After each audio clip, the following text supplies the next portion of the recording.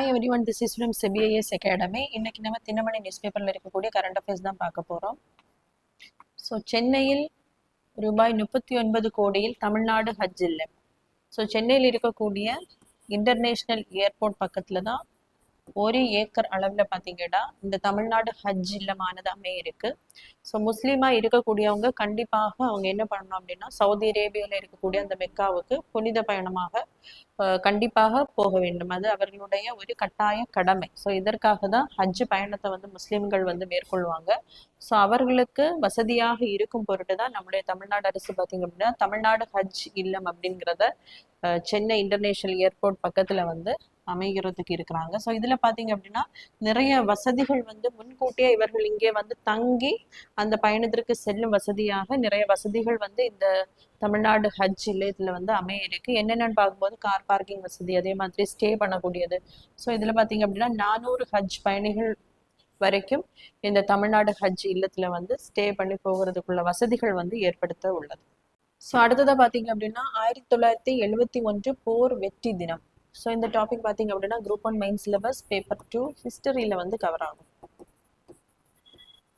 1965ஆம் ஆண்டு பாத்தீங்க அப்படின்னா இந்தியா மற்றும் பாகிஸ்தானுக்கு இடையே ஒரு போர் நடைபெற்றிருக்கும். அதே மாதிரி 1971ஆம் ஆண்டு இது பெங்களாதேஷ் லிபரேஷன் வார்.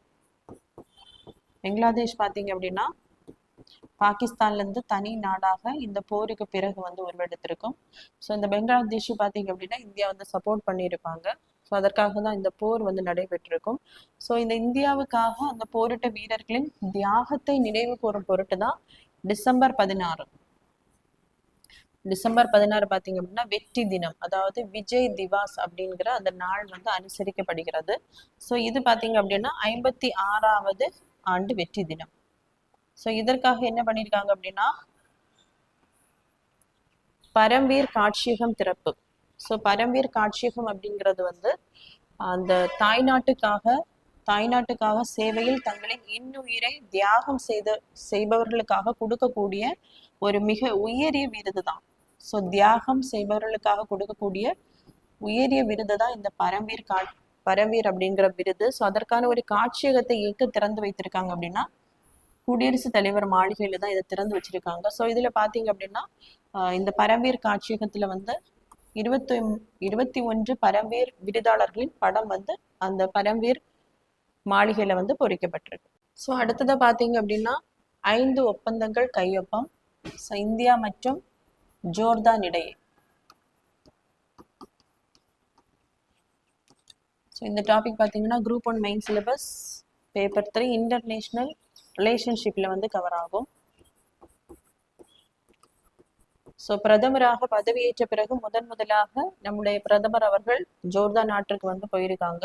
இதுல என்னென்ன ஒப்பந்தங்கள் கையொப்பமாயிருக்கு அப்படின்னு பார்க்கும்போது புதுப்பிக்கத்தக்க எரிசக்தி, நீர்வள மேலாண்மை மற்றும் மேம்பாடு, பெட்ரோ ஜோர்டான் எல்லோரா இந்தியா நகரங்கள் இடையே கலாச்சாரம் மற்றும் சுற்றுலா ஒத்துழைப்பு, எண்ம தீர்வுகள் பகிர்வு, கலாச்சார பரிமாற்ற ஒத்துழைப்பு முதலிய அந்த துறைகள்ல ஒப்பந்தமானது போடப்பட்டுள்ளது.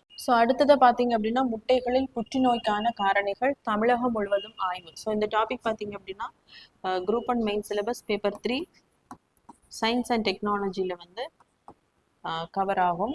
இது பாத்தீங்க அப்படின்னா முட்டைகளில் புற்றுநோய்க்கு வித்திடும் தடை செய்யப்பட்ட ஆன்டிபயோட்டிக் மருந்துகளின் கூறுகள்.